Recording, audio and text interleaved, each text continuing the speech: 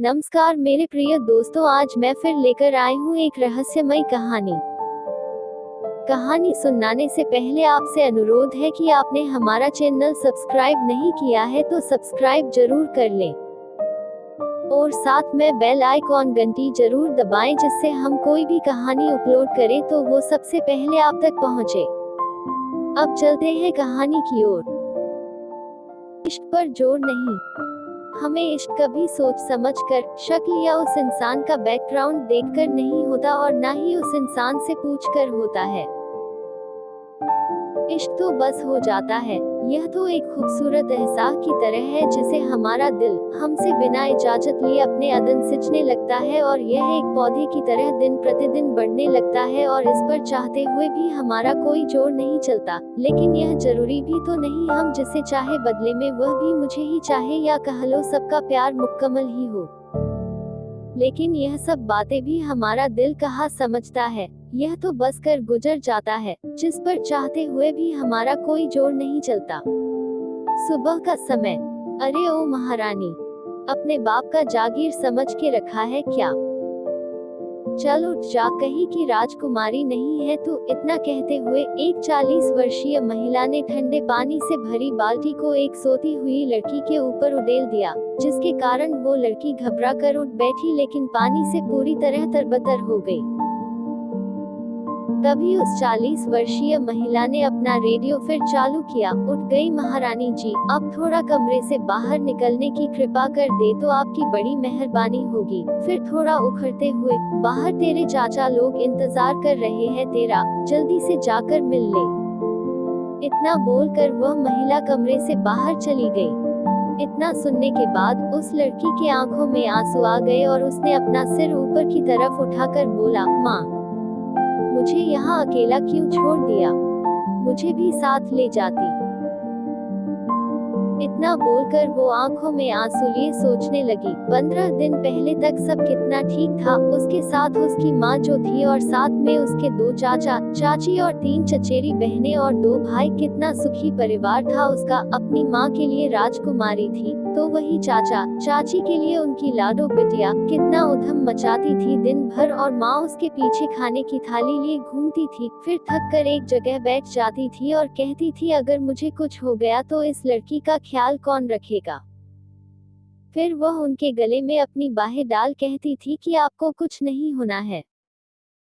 लेकिन उसे क्या पता था कि ये एक दिन सच हो जाएगा और उसकी माँ उसे हमेशा के लिए छोड़कर चली जाएगी। उनके जाते ही सारे रिश्ते भी बदल जाएंगे, जिनके लिए कल तक वो लाडो बिटिया थी, आज उन्हीं के गले की हड्डी बन जाएगी। गौरी, गौरी, उद्धरण चिन्ह। उसका ध्यान तब टूटा जब किसी ने उसका नाम पुकारा। उसने अपने आंसुओं को बहने से रोका, ये कहकर, आज के लिए इतना काफी है, अब कल आना। इतना कहते हुए गौरी ने अपनी और अपने बिस्तर की हालत देखी, जो पानी से भीगा हुआ था। सबको समेटा और कपड़े बदलकर कमरे से बाहर आ गई, जहां उसके चाचा जी कब से उसे बुला रहे थे। गौरी जी, चाचा जी, आपने बुलाया? चाचा जी कुछ कहते उससे पहले ही चाची जी अपना रेडियो चालू कर दी। ये कोई उठने का समय है? कहीं की महारानी नहीं है जो इतनी ठाठ से सो रही थी। और जा अपनी छोटी चाची की किचन में मदद कर, मुफ्त का तुझे एक रोटी भी तोड़ने नहीं दूंगी। चाची का रेडियो तब तक चालू था, अगर बीच में चाचा जी ना टोकते। चाचा जी, देखो गौरी,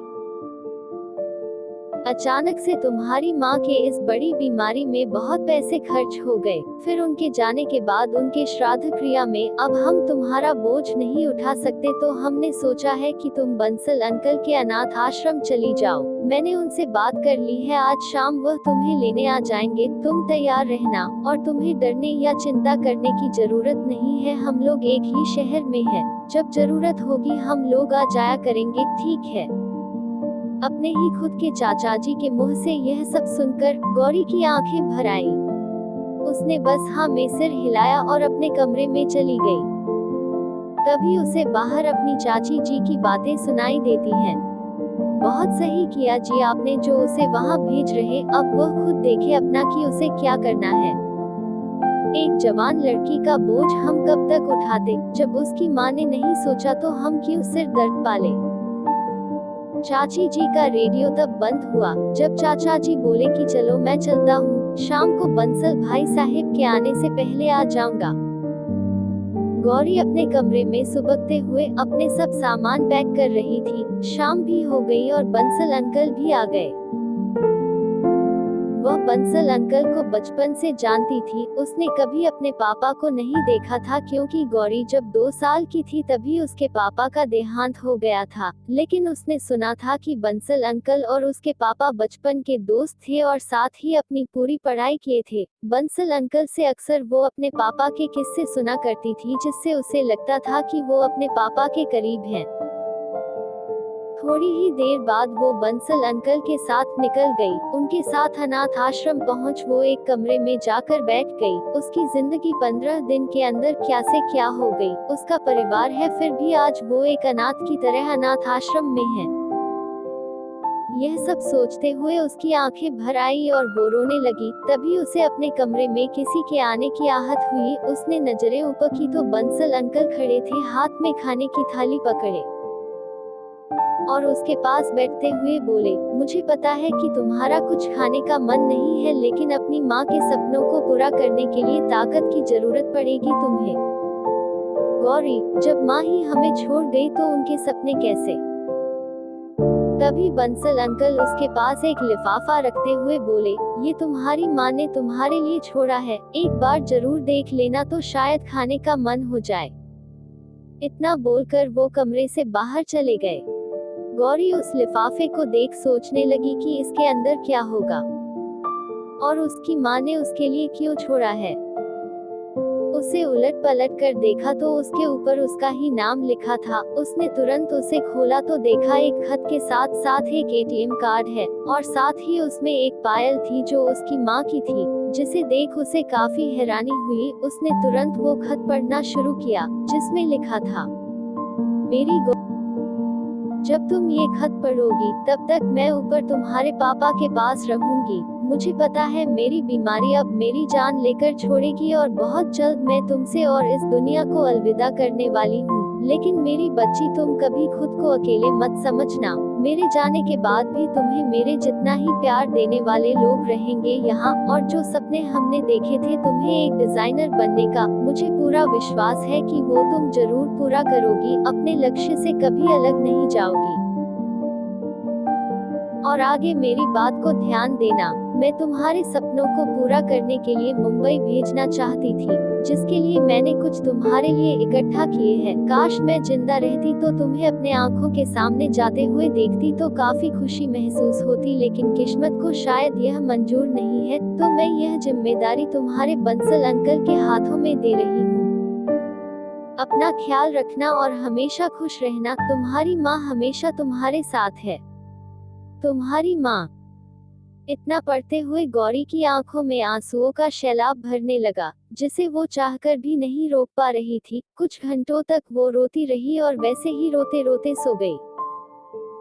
अगली सुबह उठते ही वो अनाथ आश्रम के ऑफिस में गई तो देखा उसके बंसल अंकल बैठे हुए थे। उसे देखते ही मुस्कुराकर बोले, आओ बेटा, सही टाइम पर आई हो, मैं भी नाश्ता करने जा रहा था। इतना सुन गौरी भी उनके पास बैठ गई, फिर बोली, अंकल, मुंबई कब जाना है।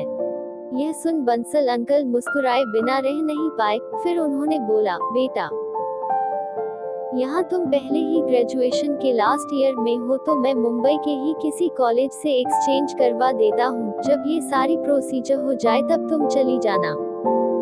गौरी, लेकिन अंकल, मैं मुंबई कभी गई नहीं हूँ और ना वहाँ किसी को जानती हूँ, फिर मैं कहाँ और कैसे रहूंगी। बंसल अंकल मुस्कुराते हुए बोले, कॉलेज समय में तुम्हारे पापा और मैं 4 दोस्त थे। हम, एक तुम्हारे पापा और दूसरा मैं, और 2 लोग मुंबई में है, रमाशंकर प्रताप सिंह और उनकी पत्नी सुधा सिंह। ये हम चारों का ग्रुप हुआ करता था अपने जमाने में। खैर, मेरी दोनों लोग से बात हो गई है। तुम उनके यहाँ रहकर अपनी आगे की पढ़ाई पूरी करोगी, उसके बाद तुम्हें जो ठीक लगे तुम्हारी मर्जी। गौरी कुछ सोचते हुए बोली, लेकिन अंकल, मैंने कभी उनके बारे में नहीं सुना है माँ से, और उनके साथ रहना मेरा ठीक होगा। बंसल अंकल हंसते हुए बोले, उन्हें पहले से ही पता है कि तुम जा रही हो उनके साथ रहने, वो लोग तो कब से इंतजार कर रहे हैं तुम्हारा। चलो मैं भी चलता हूँ तुम्हारे वहाँ जाने का इंतजाम करने, तब तक तुम आराम करो। बंसल अंकल तो चले गए, लेकिन अपने पीढ़ी के मन में कई सवाल छोड़ गए। गौरी सोचने लगी कि कहीं वहां जाने के बाद मैं उन पर भी बोझ ना बन जाऊं, जैसे मैं अपने ही घर में अपने चाचा चाची के लिए बन गई थी। पता नहीं कैसे लोग होंगे, उनकी फैमिली में कौन कौन है, मैं वहां रह पाऊंगी भी यहाँ नहीं। सवाल तो बहुत है, लेकिन जवाब किसी का नहीं। गौरी अपनी सोच में खोई इधर उधर टहल रही थी। उसे एक ही बात की चिंता सता रही थी कि वह मुंबई जाकर सही कर रही है या नहीं। इसी उधेड़बुन में सुबह से शाम और शाम से रात भी हो गई। वह आश्रम के बच्चों के साथ बैठकर रात का खाना खा रही थी और वहां सबको देखकर सोचने लगी कि ये सब भी उसी की तरह किस्मत के मारे हैं। सबको देखते हुए उसकी आंखें नम हो गई। तभी बंसल अंकल आकर उसके पास बैठ गए और प्यार से उसके सिर पर हाथ रखकर बोले, बेटा, सबकी जिंदगी में उतार चढ़ाव तो लगा रहता है। हाँ, कुछ लोग के दुख ज्यादा होते हैं तो कुछ के कम, लेकिन हम उस बात को लेकर एक जगह रुक तो नहीं सकते ना। आगे बढ़ना ही जिंदगी का नाम है। यह सुनकर गौरी को थोड़ा अच्छा लगा। उसे अपने माँ की बातें याद आ गई जो खत में लिखी थी कि मेरे पास भी लोग हैं जो मुझसे प्यार करते हैं। यह सोचते हुए उसकी आंखें एक बार के लिए फिर से नम हो गई और बंसल अंकल के गले से लग गई। तभी बंसल अंकल बोल पड़े, अरे बस बस, अपनी कल की विदाई के लिए भी थोड़ा बचा लो। यह सुन गौरी थोड़ी कंफ्यूज हो गई और वो बंसल अंकल को नासमझ के भाव से देखने लगी। तब अंकल फिर से बोले, तुम्हारे मुंबई जाने का टिकट कंफर्म हो गया है, कल शाम की ट्रेन है तुम्हारी। लेकिन मेरे कॉलेज का क्या हुआ? गौरी ने पूछा। बंसल अंकल हंसते हुए बोले, बेटा तुम इसकी बिल्कुल टेंशन मत लो, बताया था ना रमाशंकर प्रताप सिंह के बारे में, उन्होंने तुम्हारा एडमिशन का बंदोबस्त कर दिया है। मुंबई पहुंचते ही अगले दिन तुम कॉलेज ज्वाइन कर लोगी। गौरी कुछ सोचते हुए बोली, अंकल, रमाशंकर अंकल के फैमिली में कौन कौन है? क्या उन लोगों को मेरा उनके साथ रहना पसंद होगा? इस बार बंसल अंकल उसकी चिंता समझ रहे थे कि वो क्यों ऐसा बोल रही है। इस बार तो उनकी भी आंखें थोड़ी नम हो गई। फिर खुद को संभालते हुए बोले, गौरी बेटा, एक बात हमेशा याद रखना, हर रिश्ते एक जैसे नहीं होते, सबका अपना अपना तरीका होता है रहने का, जीने का। तुम हर फैमिली को अपने चाचा चाची जैसा कभी मत समझना, सबको उनके हिसाब से उनके बीच रहकर समझना। गौरी, जी अंकल, मैं समझ गई। बंसल अंकल फिर बोले, रमाशंकर के घर में उसकी पत्नी सुधा के साथ साथ उसके माँ बाबूजी है, और एक लड़की अनन्या और एक लड़का रुद्र है। और हाँ, अनन्या के ही कॉलेज और उसी के क्लास में तुम्हारा एडमिशन हुआ है। ऐसे तुम्हें भी कंपनी मिल जाएगी और खुद को अकेला भी नहीं समझोगी। और रुद्र भी उसी कॉलेज से बिजनेस में मास्टर MBA कर रहा, और वह तुमसे 2 साल बड़ा है, लेकिन अनन्या तुम्हारी हमउम्र है। और बाकी बातें वहाँ जाकर खुद देख लेना कि क्या है और कैसा है। अब चलो सो जाओ जल्दी से, कल पैकिंग कर लेना, शाम की ट्रेन है। लेकिन गौरी के माथे पर अभी भी चिंता की लकीरें साफ दिखाई दे रही थी। वह अब भी डर रही थी कि कैसे होंगे वहाँ के लोग, वह वहाँ रह पाएगी या नहीं। इसी उधेड़बुन में उसे ना जाने कब नींद आ गई और वो सो गई। अगली सुबह जब उसकी नींद खुली तो वो बेड पर पड़े पड़े ही सोचने लगी कि उस शहर में आज उसका आखिरी दिन है। कल की सुबह का सूरज वह किसी और शहर में देखेगी। अब उसकी जिंदगी एक नया मोड़ लेने वाली है। ना जाने ऊपर वाले ने क्या लिखा है उसकी किस्मत में। वह बहुत अलसाई मन से बेड से उठी और नहा धोकर बाहर आ गई, तो देखा बंसल अंकल उसी का नाश्ते पर इंतजार कर रहे थे। उसे बैठने का इशारा करते हुए बोले, रमाशंकर भाई से बात हो गई है, कल सुबह तुम जैसे ही मुंबई पहुंचोगी, वो लोग तुम्हें स्टेशन लेने आ जाएंगे। तुम्हें यहाँ से कुछ खरीदना है तो चलो मेरे साथ, मार्केट में दिला देता हूँ। और जरूरत की चीजें तुम वहीं से लेना, और वहाँ तुम उन्हें अपना समझ कर रहना। अपनों की तरह प्यार दोगी तो वो लोग भी तुम्हें अपना समझेंगे। और भी बहुत सारी बातें बंसल अंकल गौरी को समझाते जा रहे थे, और गौरी बस हाँ में अपना सिर हिलाए जा रही थी। आखिर शाम भी हो गई और गौरी के जाने का वक्त भी। स्टेशन पर बैठी गौरी ट्रेन का इंतजार कर रही थी, और बंसल अंकल उसे ट्रेन में खाने के लिए कुछ। अगर आपको कहानी अच्छी लगी हो तो कृपया कहानी को अपने दोस्तों के साथ शेयर करें और लाइक कमेंट करना न भूलें। अभी भी आपने हमारा चैनल सब्सक्राइब नहीं किया हो तो कृपया चैनल को सब्सक्राइब जरूर कर लें। इस कहानी में इतना ही। मिलती हूँ एक नई कहानी के साथ अगली वीडियो में। इस कहानी को सुनने के लिए आप सभी को धन्यवाद। आपका दिन शुभ रहे।